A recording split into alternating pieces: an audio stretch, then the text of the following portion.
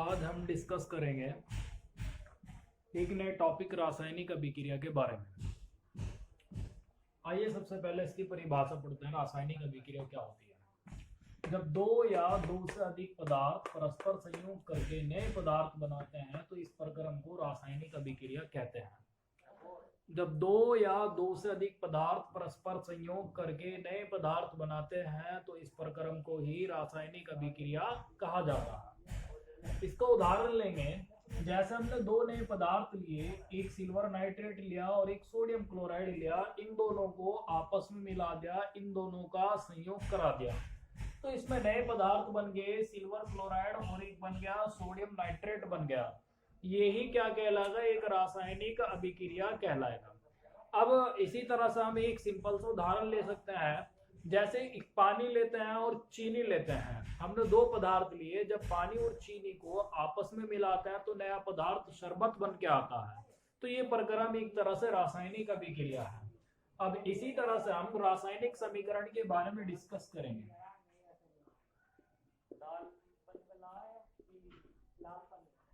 रासायनिक समीकरण, यदि रासायनिक अभिक्रिया में लिए गए पदार्थों को और बनने वाले नए पदार्थों को उनके सूत्रों के द्वारा प्रदर्शित किया जाएगा तब हम उसे रासायनिक समीकरण कहेंगे। अब देखिए, रासायनिक अभिक्रिया में हमने एक पदार्थ लिया सिल्वर नाइट्रेट, दूसरा ये लिया सोडियम क्लोराइड, और जो नए पदार्थ बने सिल्वर क्लोराइड और सोडियम नाइट्रेट, अब हमें इनके सूत्रों के द्वारा प्रदर्शित करना है। जैसे सिल्वर नाइट्रेट का जो सूत्र होता है वो AgNO3 होता है, प्लस सोडियम क्लोराइड का जो सूत्र होता है वो NaCl होता है, is equal to silver chloride का जो सूत्र होता है वो AgCl होता है, सोडियम नाइट्रेट का जो सूत्र होता है वो NaNO3 होता है। अब हम ये जो बन के आया है हम इसे ही कहेंगे रासायनिक समीकरण। इसे ही क्या कहेंगे? रासायनिक समीकरण। रासायनिक अभिक्रिया में ये जो पदार्थ थे, अब हमने इनके नाम ना लिखकर क्या किया है, इनके सूत्रों के द्वारा प्रदर्शित कर दिया है, तो इसीलिए इसे क्या कहा जाएगा? रासायनिक समीकरण कहा जाएगा। ये बात ध्यान में रखनी है, रासायनिक समीकरण और रासायनिक अभिक्रिया में अंतर के बारे में भी है। अब बात करेंगे अभिकारक और उत्पाद की। अभिकारक क्या होते हैं और उत्पाद क्या होते हैं?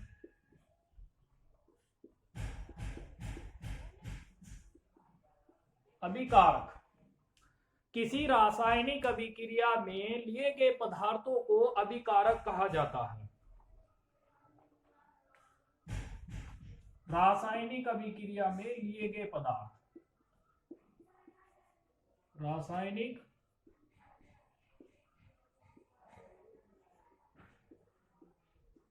अभिक्रिया में लिए गए पदार्थ,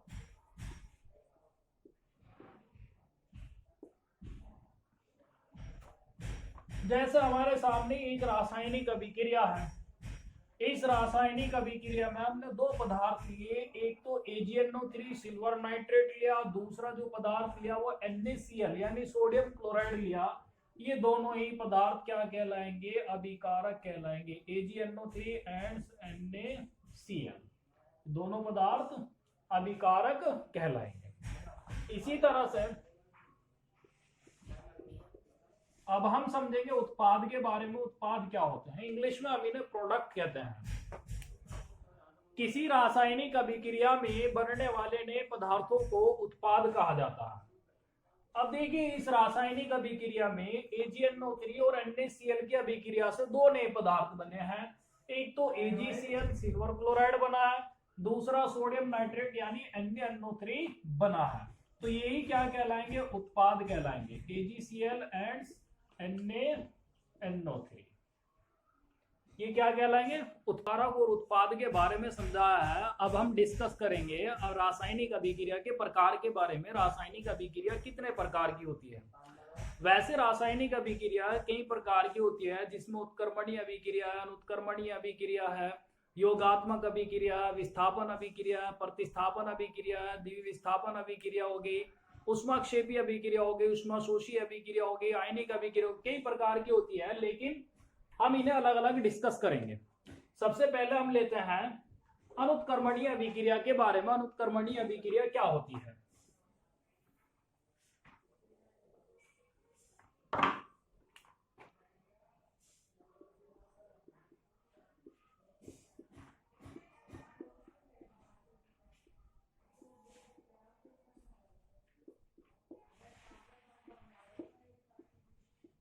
अनुत्क्रमणीय अभिक्रिया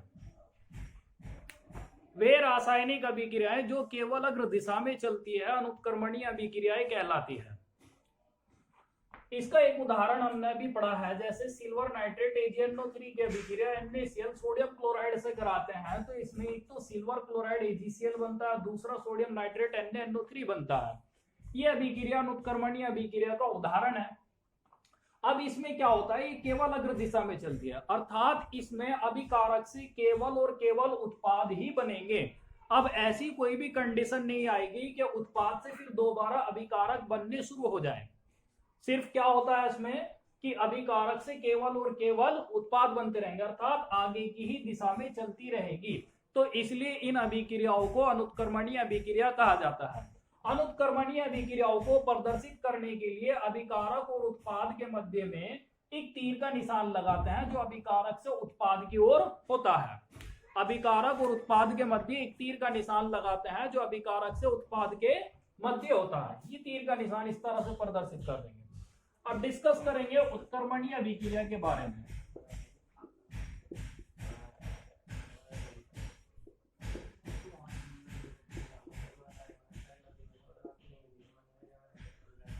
उत्क्रमणीय अभिक्रिया वे रासायनिक अभिक्रियाएं जो अग्र और पश्च दोनों दिशाओं में चलती है उत्क्रमणीय अभिक्रियाएं कहलाती है। इसका उदाहरण लेंगे हम, हैबर विधि द्वारा अमोनिया का निर्माण उत्क्रमणीय अभिक्रिया का एक उदाहरण है।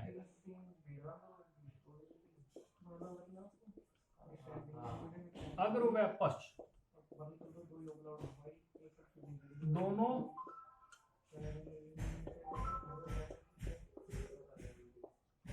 दिशाओं में चलने वाले हैबर विधि द्वारा अमोनिया का निर्माण। हैबर विधि के द्वारा अमोनिया के निर्माण में एक N2 नाइट्रोजन, दूसरा हाइड्रोजन H2 लेते हैं और इससे अमोनिया का निर्माण यानी NH3 होता है।